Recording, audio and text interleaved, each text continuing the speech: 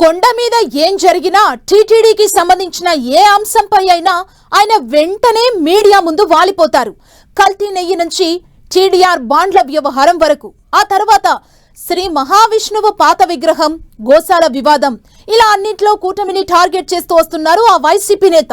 అయితే సర్కారుని బదనాం చేయబోయి ఓ ఐఏఎస్ ను ఇరకాటంలో పెట్టబోయి టీడీఆర్ బాండ్ల స్కామ్ లో ఆయనే ఇరుక్కునే పరిస్థితి ఉందట.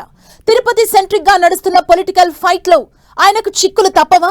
కూటమిని కార్నర్ చేయబోయి తానే ఇరకాటంలో పడబోతున్నారా? అసలు టీడీఆర్ బాండ్ల రచ్చ ఏంటి? విజిలెన్స్ రిపోర్ట్ లో ఏముంది?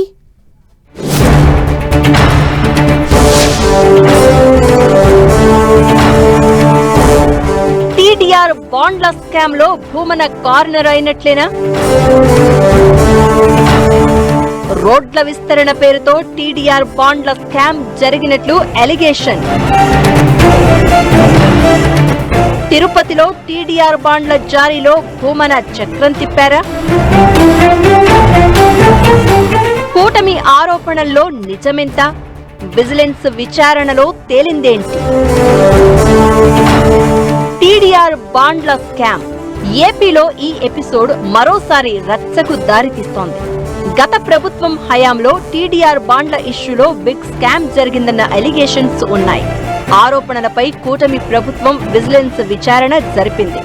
లేటెస్ట్ గా విజిలెన్స్ అధికారులు సర్కారుకు రిపోర్ట్ ఇచ్చినట్లు కూడా చర్చ జరుగుతోంది. వైసీపీ అధికారంలో ఉన్నప్పుడు రోడ్ల అభివృద్ధి పేరుతో అడ్డగోలుగా టీడీఆర్ బాండ్ ఇచ్చి ఆ పార్టీ నేతలు కోట్లు కాజేశారు అని సీరియస్ అలిగేషన్స్ ఉన్నాయి.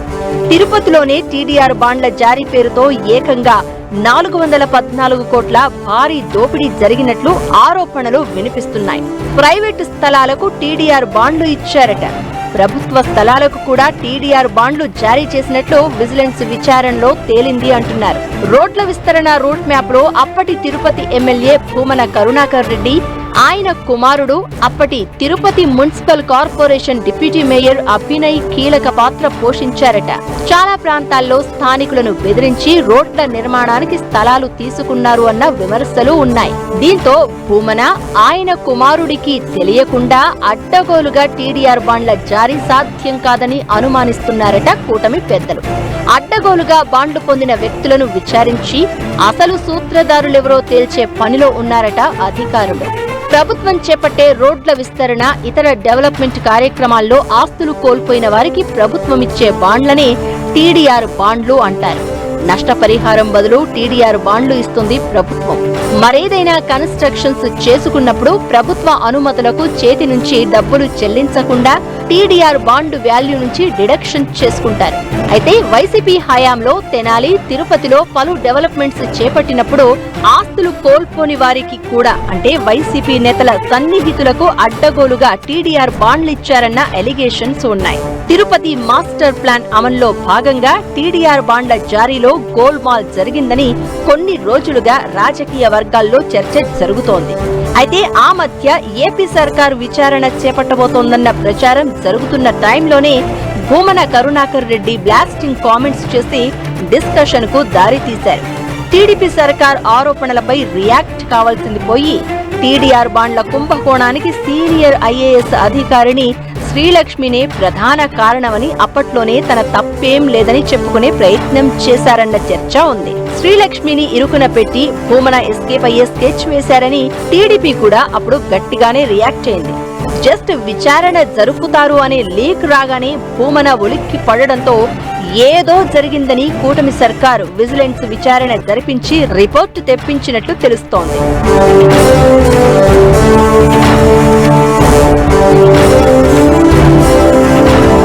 తిరుపతిలో డెవలప్మెంట్ ప్రోగ్రామ్స్ అయినా, తిరుమల టెంపుల్ విషయంలో అయినా, కూటమి ప్రభుత్వం డెసిషన్స్ మీదైనా, తిరుమల కొండపై టీటీడీ నిర్ణయాలపై కూడా బ్లాస్టింగ్ కామెంట్స్ చేసి కూటమి సర్కార్ను కార్నర్ చేసే స్కెచ్ వేస్తూ ఉంటారు వైసీపీ సీనియర్ నేత, టీటీడీ మాజీ చైర్మన్ భూమన కరుణాకర్ రెడ్డి. ఆయన ఏ అంశంపై మాట్లాడినా కాంట్రవర్సీనే. తిరుమలలోని అలిపిరి పాదాల చెంత శ్రీ మహావిష్ణువు విగ్రహం నిర్లక్ష్యంగా పడేశారు అంటూ ఆ మధ్య పెద్ద రచ్చ చేశారు భూమన. ఆ ఇష్యూలో పోలీసులు ఆయనకు నోటీసులు ఇవ్వడం, అరెస్ట్ చేస్తారన్న ప్రచారం కూడా జరిగింది. కానీ టీడీఆర్ బాండ్ల వ్యవహారంలో భూమన ఇరుక్కున్నట్లేనన్న టాక్ బలంగా వినిపిస్తోంది.